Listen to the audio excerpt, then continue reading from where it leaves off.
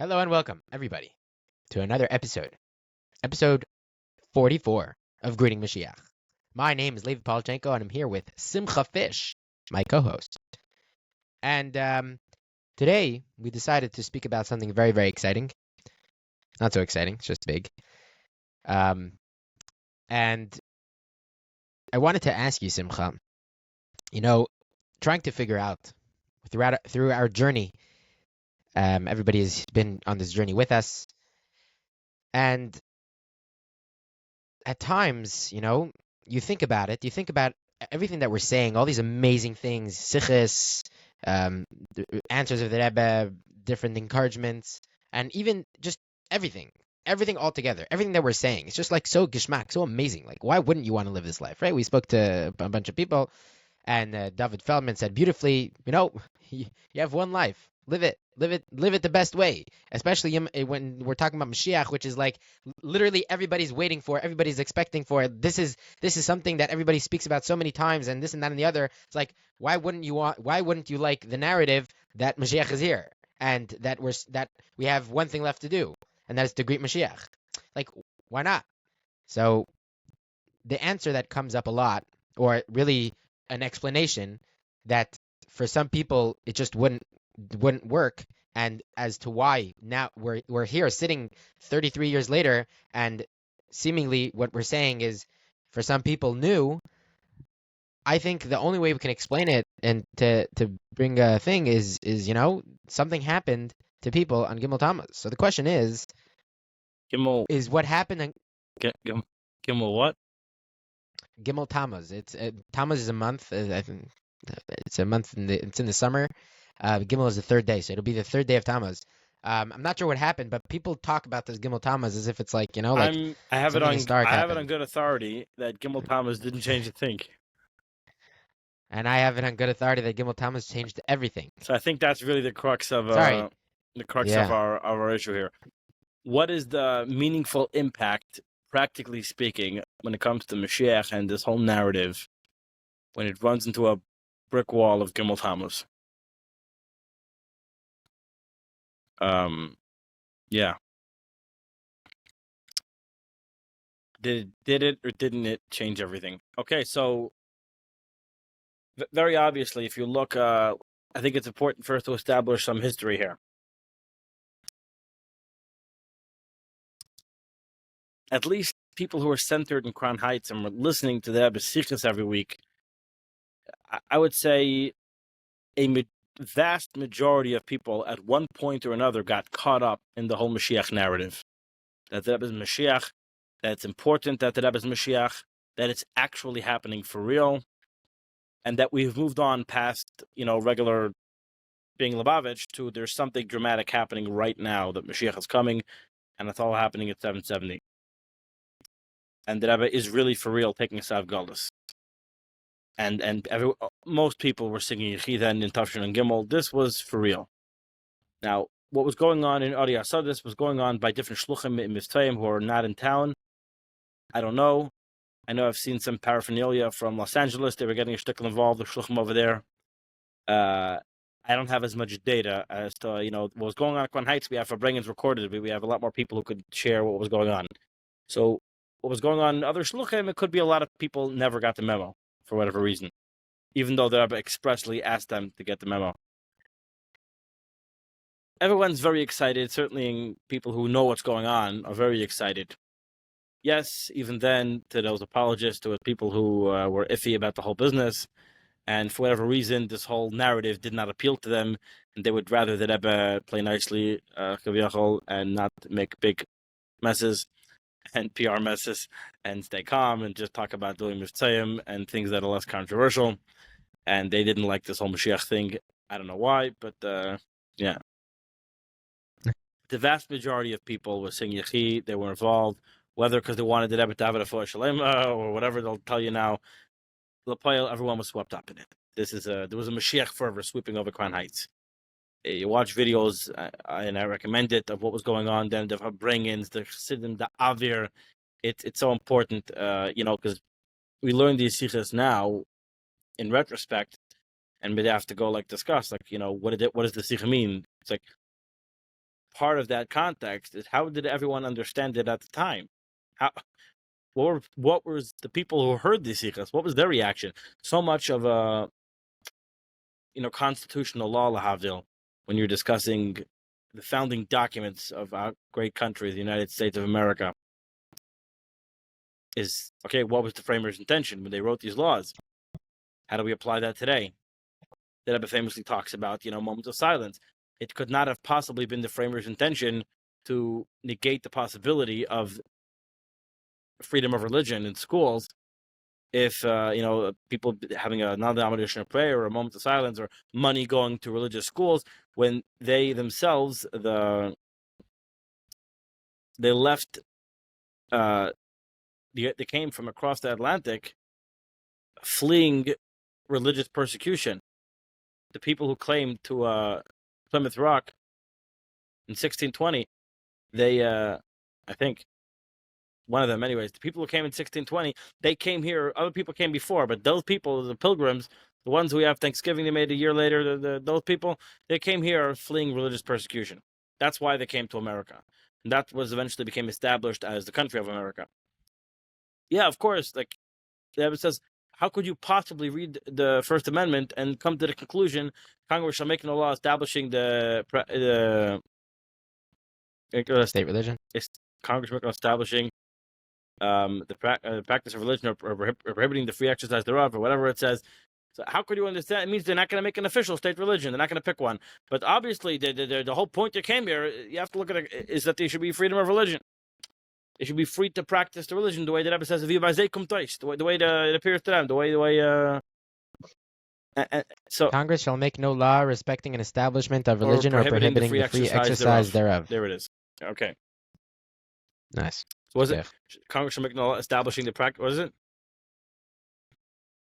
Respecting an establishment of religion. Okay. An establishment of religion. Yeah. So it's the same thing here. Now we're left nearly 250 years later, well, less than 250 years since they wrote that, but almost 250 years since the founding of America, trying to figure out what was their intention when they wrote this. But here it's not so many years ago, and we don't have to guess, everything's on video.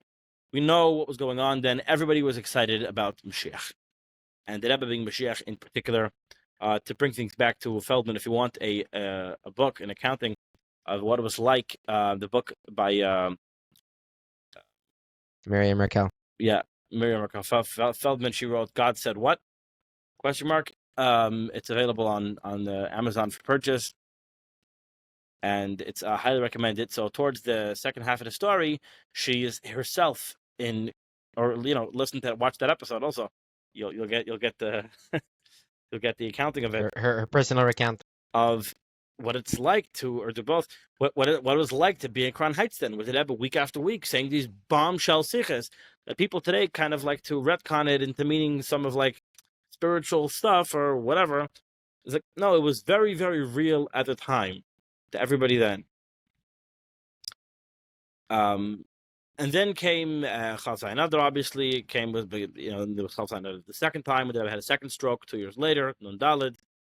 And then he, we know what happened afterwards, at least. Most people. We can only talk, the Torah is given to In Ladayin Elamash Ein Evreis, obviously, and there was his bodily functions ceased. And he was buried and interred in Montefiore, and the Maskidim, whoever it was, at Kaddish. Everybody sat Shiva, whatever the story was. Yeah, Gimmel Tammuz. Now the question is, how do we pick up the broken pieces? So a very interesting phenomena happened. If you look, there's a book. I don't recommend you read it. It goes through all of the newspaper clippings from the time, and that happened. Wow. And yeah, there's some talk. What's going to be with Lubavitch? It's over. It's over for Lubavitch. Which I just realized, as I just said that's very interesting.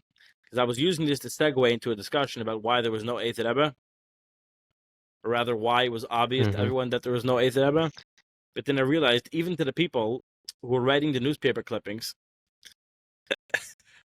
correct. It was not an option. It was obvious to them that there was no Eighth Rebbe. That's it. Just as I was saying it, why didn't they? But there was also people who said there will be maybe Label Grun will be the next step. Different people, perhaps they will I take over the remember mantle. I remember hearing a story. I remember hearing a story of Rabbi Yoel that I think it was in Eretz Yisrael. They made a whole thing and they wanted him to speak and he got up and he took off his kapat or something and he put it over his thing and he said he stood in a very like not what's the Not word Rebbe. correct and like basically making very clear like don't get your I will not be accepting panim. correct. I don't know where I heard that story, but that story is in my mind from my Zechronis of Yeshiva. But yeah, it's taka very interesting. It wasn't very clear that there should be an eighth Rebbe, even though So there were some people who were suggesting, right, that one of these people should be the eighth. Meaning it was eighth Rebbe. Meaning I think it was more clear to people that Lubavitch was done than right, but it was than I a would new say Rebbe. more of a consensus or an opinion or a speculation that Lubavitch was going to be toughed without the Rebbe. Right. And the question is why. And I think the answer also is pretty obvious, because from day number one, the Rebbe staked his Nasias. He gambled the pot on Mashiach.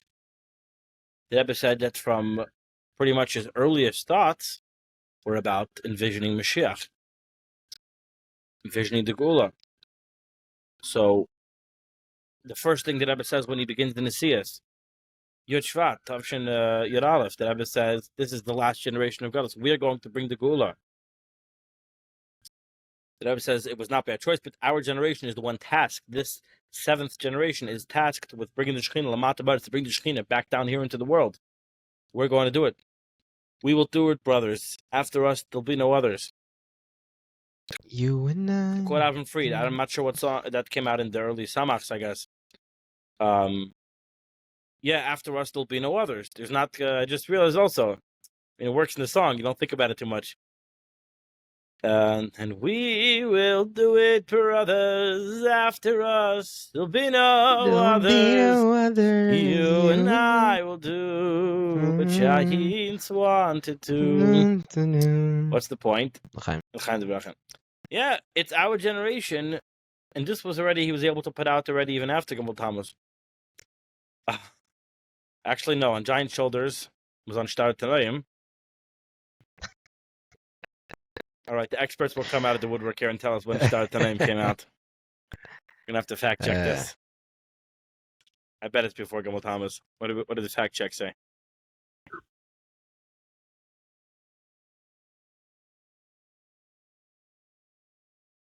At any rate, the title of the song. Yeah. When was it? Let me guess. Nun Gimmel. Nun Gimmel. Yeah. Gimmel. Here it is. Wow. Look at you. Yeah. It's been a long sphere, guys. It's been a long.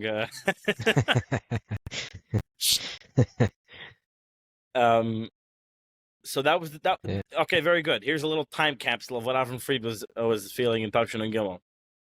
We're gonna do it. This is it. We're taking this to the end, and this was throughout the Rebbe's whole Nasias.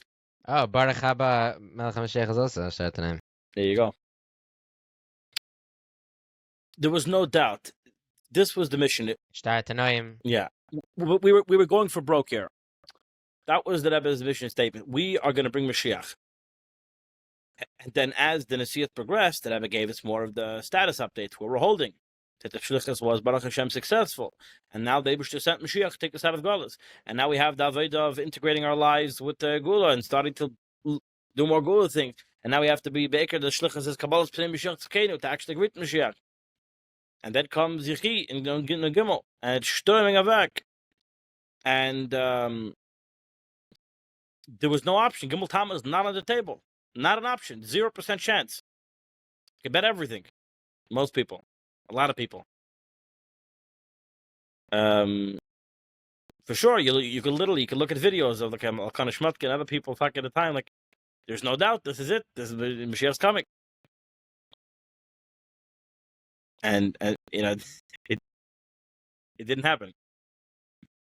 So it was very obvious to everyone that there's no eighth Rebbe. That's this. The whole thing was culminating with this.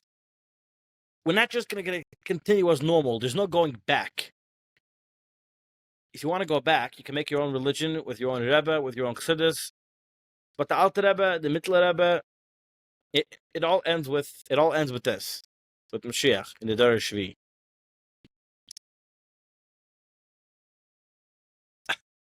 I just thought of another part. It's a bit unorthodox. It's okay. Did I? I think our entire podcast is a little unorthodox. Yeah, but whatever. This doesn't really have a source. The Rebbe talks about in the Maimer Bosh Lagani that Moshe was Shvi, called Shvi and Chavivin, but what was the Chavivas was that he was Shvi Elishin. The whole point is that he's the seventh. What does it mean that he's the seventh coming from the first? He's Shvi, the seventh to the first. But it kind of works the other way. Everyone is the first, second, and third to the seventh. If the point, in fact, is the seventh, that's where things culminate. That's where things actually happen. The point obviously was Matan Torah, right? The point wasn't Avraham Avinu. The point was Moshe Rabbeinu. And it was only because of Avraham Avinu and Yitzchak and Yaakov. But the punchline was Moshe Matan Torah. It's the same. So everyone is kind of is, I guess you'd say, Rishon the Shvi. Soif Masim Machshav Tchila. Right. So the whole point of the Alter Rebbe, the Mittler Rebbe, the Tzemach Tzedek, the Rebbe Marash, the Rebbe Rashab, the Friedrich Rebbe, the Rebbe's whole Nesias, it ends with the Rebbe taking us out of Galus. If you take that out of the equation, there's nothing left. There's no Chassidus, there's no Alter Rebbe, there's no Mittler Rebbe, there's no Avram, there's no Yitzchak, there's no Yaakov. There's nothing. The whole thing's a fraud. Where are we going now? Let's keep learning Chassidus? Right. I think to what end? Correct. I think it's very right. The Rebbe's telling us this is how it's going to go. This is the plan. So forget it. Now we'll just pick whatever part of Judaism you like and do it. Okay, fine, but that's not Chassidus. The Rebbe told us what the mission was. He gave us a plan. He's our general. You're a soldier. Right. The equivalent. Yeah. Right. The equivalent. I don't want to say this, but I'm going to say it. I didn't want to say it. Levi, is that we've established this podcast is very orthodox. You have to be careful. No, like it's al derech the Yidden in the Midbar, the Jews in the desert. After Moshe Rabbeinu went up and they thought that he was gone, whatever, that's it. They decided to dreizich in the desert. Into their own hands. Yeah. Correct, and take things into their own hands, not to continue going to Eretz Yisrael, but to this is it. This is where we're staying. And to be comfortable, to be okay with the situation. He said, "Who you kidding? Moshe's gone. There's a story. Let's knock him a shigga with nices." And it's interesting because it's very, very similar. We have to. It's very interesting. The more you have in your mind the inyan of Goyal Rishon and Goyal Acher, that the first redeemer is the last redeemer. That basically, and the Kemet Teiz Chomer Mitzrayim, you start seeing the whole everything that is happening now. History doesn't repeat, but it rhymes. What's the something like that? Yeah, but it rhymes. Yeah, meaning it's very, very similar. And the Yidden that decided to stick around and not believe that Moshe Rabbeinu was still they weren't the Anshe Moshe. At first I was going to say that they didn't even know that they were the Shvi, that their whole purpose was to get the Torah. But then I'm like, no, literally Moshe Rabbeinu had told them that we're going to receive the Torah, meaning they had the same thing. They had the knowledge. They had Basa Lagani. They had someone telling them that there's this concept that there's 7 tzaddikim. We're the seventh generation. We're going out of Mitzrayim and we're gonna go get the Torah. We're gonna build a Mishkan. All of these things, it's happening by us. That's us right now. That's our generation. Everybody that is sitting here over here, whether you're sitting over here right now, and essentially it applies until that happens. And so far as that didn't happen, you're still in the 7th generation. You're still in the Moshe Rabbeinu. You don't really get to chart your own path, as much fun as it sounds. That you get to, the whole Rebbe explains, the whole idea of Shlichus is using all of your ingenuity, creativity, and koiches atzmiyim, and koiches giluyim, your seichel, your midas. Yeah, that's how that part is where you're supposed to use your own ingenuity and creativity as to how to do it. But the mission you don't get to make up. You're a shliach. You deviate one iota from the mission, you're not a shliach. You're nothing. You're nothing. Itcha, you'll be itcha, but not mine, not my itcha. So Gimmel Tammuz happens. So what do you do? So everyone agrees there's no eighth Rebbe. The question is why. So the real answer is a lot of people tell us because there was nobody to replace the Rebbe. Who can replace the Rebbe? The Rebbe was so great. The Rebbe was so awesome. The Rebbe was marvelous. The Rebbe his eyes were so blue. Nobody has blue eyes like the Rebbe has blue eyes. Very, very piercing. So piercing. The Rebbe loved every single Jew so much. The Rebbe's Vashi Shlichus are the most amazing Vashi Shlichus. And the Rebbe's Hadranim are the best Hadranim.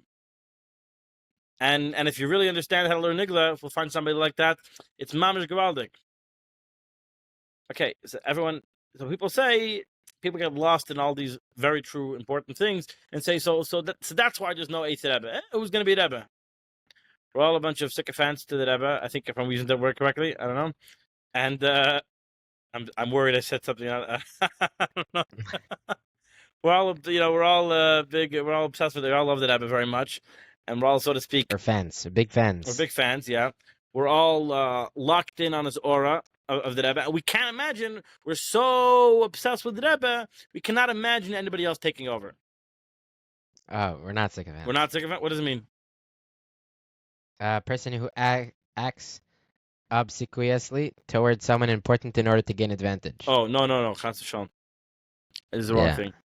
This is what happens when you hear words in context, out of context, and it could apply to another situation, but you don't actually know what the word means. Because, okay, we'll take that off the record. We'll strike the stenographers here, the court stenographers, to strike that from the record. We are chassidim of the Rebbe, is the word I was trying to say. And we cannot imagine anybody else. So that's the fake answer. The real answer is that everybody knows. You just have to look at the history. Is that the Rebbe staked his whole Nesiah something Mashiach, taking us out of Galus, and there's no going back from that. There's no eighth mission. Every Nesiah, every dar came with it, Rebbe, and its mission. There's not going to be another mission after this. This is the last mission. So it'd be like, what would the eighth Rebbe even do? What would be what? The Rebbe said there's 7. You're the 8th. So what? What's your story? What are you talking about? It ends here. After us, there'll be no others. That's how the song goes. What do you? So everyone understood this in the Kishkis. Everyone understands this in the Kishkis. All aspects of Chabad, all the different opinions, everyone reached the same conclusion somehow. And the question became, how do we approach the post-Gimmel Tammuz? Well, it became an era, an epoch, but people didn't know. How do we approach it? So some people said, we don't stop. We forge ahead, full speed ahead, full throttle. The Rebbe gave us our marching orders. We have to Greeting Moshiach. And that's the name of the game. And other people said the same thing. The Rebbe gave us our marching orders. We have to do Shlichus, full throttle ahead. Moshiach, I never heard of him. They came to the conclusion. What did they say? They picked and choose. They said this whole past 5 years of the Rebbe's Nesiah, whatever, this whole post-Memches era of the Rebbe being Fakocht and Mashiach, when things reached the climax, I don't know, it didn't really pan out. They didn't get so much into the nitty-gritty aspect of what the Rebbe said in each Shlichus. They just said, I don't know, it didn't work, right? Mashiach didn't come. And I don't know if people at first verbalized it, but people are starting to verbalize it now, 30 years later, kind of, a little bit, but the gist of it is, it was one big Yehiratzin. It was a special time for Mashiach to come. So all the Shlichus can be interpreted somehow in that light that the Rebbe was saying that it's happening, meaning it's supposed to happen, it should happen, it's spiritually happening. It didn't work, like a lot of tzaddikim. But for some reason, those same people chose to continue Shlichus. They continue the Rebbe's Denos Yadar. You have to have a skashas to the Rebbe. It's like, that doesn't even make any sense. Why are you continuing with the Rebbe's Denasi and the Rebbe's your shluchim? That means he has a certain job, a mission that he's. A shliach isn't the job title. We may have spoken about this before. It's not like a description of a certain type of activity. People who put on film, people are shluchim. People who are messengers of the Lubavitcher Rebbe are shluchim. That's what shluchim are. People who are on a mission sent by their mishalech. That's the definition of a shliach. So if the Rebbe give you a mission, then it's very negaya. What he told you the mission is, you don't get to decide that you don't like it. You don't get to decide that it's not applicable. You don't get to decide that it's a Hiratin. The Rebbe told us Mashiach is there. The Rebbe told us our mission is to greet Mashiach. The Rebbe told us our mission is to prepare everybody else to greet Mashiach. So that's what's up. That's what's happening. Where do people get the right to say Gimmel Tammuz changed anything? Who told you? So if Gimmel Tammuz changed everything, then the Rebbe is not the Nasi anymore because it failed. Come on, Islam, and there's no more shluchim. Shut it down. You can have maybe centers for spreading chassidus. You can't call yourself a shliach, that's for sure. If you're a shliach, your job is to... That's interesting. If you're a shliach, your job is to greet Mashiach. There is no such thing as shlichus continuing and the Rebbe still being Rebbe, but you've canceled the last few years of the Rebbe's sichos, or you've reinterpreted to such an extent as if to basically cancel them. If they mean something different than they did when people learned them, and you have not provided a good reason why it's different other than, well, Gimmel Tammuz, so obviously it's different. Either it never meant what it said, and we all misunderstood the sichos at the time. One possible explanation. We misunderstood the sichos. They have never said that he's Mashiach. It never mattered, or maybe he is, but it doesn't matter. And we're always just supposed to put phone on people, and some whatever. You have to go explain every single sicha what it really was trying to say. It was all spiritual. It was all dust. It was all yent. And I wish you good luck going down that path. I'm kidding. I don't. Right. But, the burden. yeah. Right. The burden of proof is on you to say why is one thing different and not everything else. Correct. That's not how it works. Right. If you're saying Gimmel Tammuz changed everything, the burden on proof is on you Then indeed. to say like the newspapers why said why is this correct? The newspapers were right, and you should shut down Chabad. The only version of Chabad that continues is the one where the Rebbe is taking us out of Golos, and that's what it's all about. And wow, interesting. yeah, that's what it's all about. There's no. What are we going to do in the post?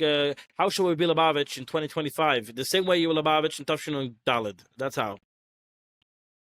The same way you were Lubavitch in all generations, by listening to the Rebbe. That's what it meant. That's what being Lubavitch always meant. Being a chassid means you listen to your Rebbe exclusively. I heard an amazing story, an anecdote from a parent of a child who calls himself an anti, but he's a very proud anti.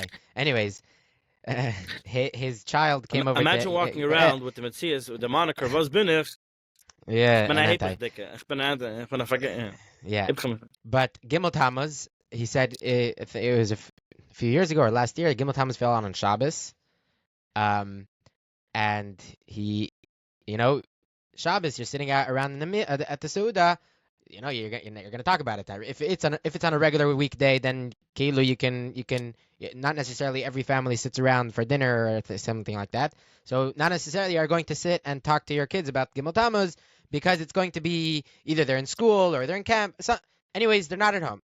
Here at Greeting Moshiach, at the Greeting Moshiach podcast, we're of the firm opinion, I think, that family should sit down for dinner together as a family. 100%. We highly recommend. Every night. So important. Yeah. So he's sitting in Shabbos Gimmel Tammuz, and he's sitting around the Suda, and he's talking about Gimmel Tammuz. I don't know what he was explaining, but he was talking about Gimmel Tammuz. To which his daughter responded in shock, "What? The Rebbe is dead?" And to me, it was like amazing chinuch. He said that was very bad chinuch. I was saying that's amazing chinuch because essentially what's going on is in Cheder or in whatever school she goes to, they're teaching the Rebbe as an alive Rebbe. The Rebbe is alive. The Rebbe leapt. The Rebbe is alive. The Rebbe is teaching.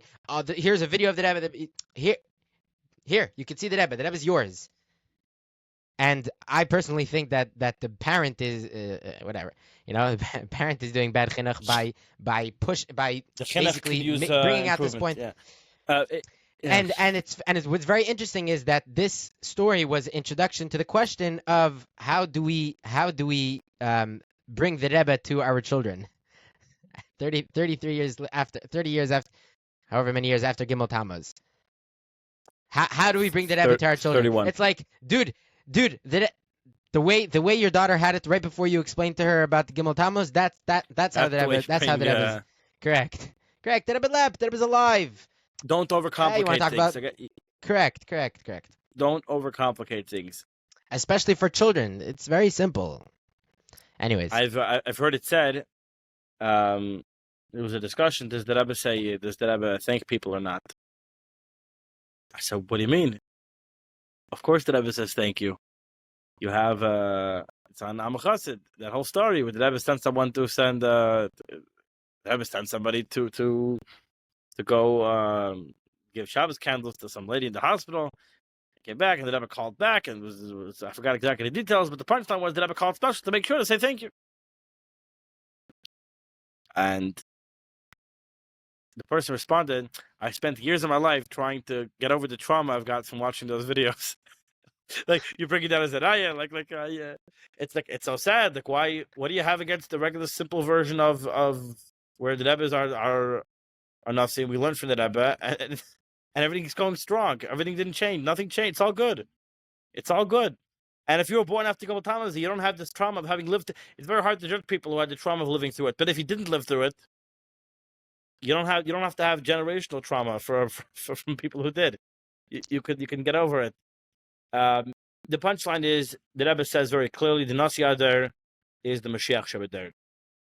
The Rebbe is still the Nasi, the Rebbe is still Mashiach, and this should not be a difficult point for people to swallow. And so for all the people who feel comfortable to say that the Rebbe, 31 years after he apparently, to our eyes, ceased to be the leader, is nevertheless still the leader of the world Jewry, and the Nasi Adar, with all of the implications of what that means, should have no problem also saying that the Rebbe is still Mashiach. How is it's a lot more radical, one might say. You know who the leader of world Jewry right now is? Lubavitch Rebbe. You're crazy. Go get yourself a new Rebbe. What are you talking about? Why are you still stuck in the past? Why can't you make a new Rebbe? Why is your Rebbe, who passed away 31 years ago, what is convincing you that the Rebbe still matters? The Rebbe is still important. You walk into any Chabad house, big picture of the Rebbe. Why? Why are you so obsessed? Because you love his Rashi's Shlichus so much? Because he was the one who founded this beautiful establishment of sending people out to do welfare checks to spread whatever it is to help out Jews, to put phone on people. That's why we still care about the Rebbe. Who said the Rebbe is still Rebbe? Every Lubavitcher will tell you the Rebbe is still Rebbe. Why? Oh, because it's Dara Shvi, because the Rebbe is Melech HaMashiach, he's taking us out of God. That's obviously the punchline. Everyone knows it in their kishkas. They just don't bother to think about it. They didn't think it through. People don't think things. They don't take things that are. I saw a video today about somebody complaining. One of these rabbis on YouTube complaining about other rabbis on YouTube. You know, about the whole Manas Friedman controversy about does God need your mitzvahs? So, you know, Manas is trying to say a simple thing, that we were able to create the world for a purpose, and not because he was totally bored, didn't care. He created it because he actually cares about it. What do you care? Care to have a diblich tainim, and obviously Yidden are the ones who can make a diblich tainim. So God needs you to fulfill his taiva to make a diblich tainim. Very simple math. He wants a diblich tainim. That's what he needs you to do it. Hence, the Eibush created the world. It's very simple. And people are going, this boat is kfidi. You said you get caught up in the words. You said he needs you. The Eibush doesn't need anything. He's perfect. Fine. He's a kafir. Say that. Gang weiter. Okay. So why did the Eibush create the world? We'll give you some answer about L'tzaref ben Esabrias or whatever. And it's like so unsatisfactory, and it's obvious that they didn't properly think through the question. They never thought about this before in their life. Why did he create? They're busy being dedicated to the daf and all the other things that they never stopped to think for half a second. Why do Torah mitzvahs matter? Who cares? Why did Eibush create the world? Like, you think through it, it's like, oh, you probably agree also that he didn't do it because he was bored, right? Like, he did it for a reason. You stop to think 2 seconds about Dara Shvi. What are you saying? Why do you care about the Rebbe? Taka, why do you care 31 years later? Because we're still part of the same mission to bring Mashiach, obviously. So go look at those sikhs. Go learn those sikhs. Watch the videos of farbreng and farbreng then in Gimmel those years. This is what it's about. Don't get stuck up on Gimmel Tammuz. Obviously, Gimmel Tammuz is a hiccup, but it didn't change anything, essentially. It can't have. Or, yeah, one or the other. So obviously it can't have. Therefore, the Rebbe for sure certainly will take us out of Galus. And here at the Greeting Moshiach podcast, we wish everyone, as we're recording this before Shavuos, a Kabbalah Satayra b'Simcha b'Primius, and we should be B'Kabbalah Satayra, we should be B'Kabbalah Mashiach Tzkeinu, B'Kabbalah Mamish. Amen. Amen. We want Mashiach now. Amen. ועד כדי כך המדבר גולהום עד העם זול מחי זין יחי המלך.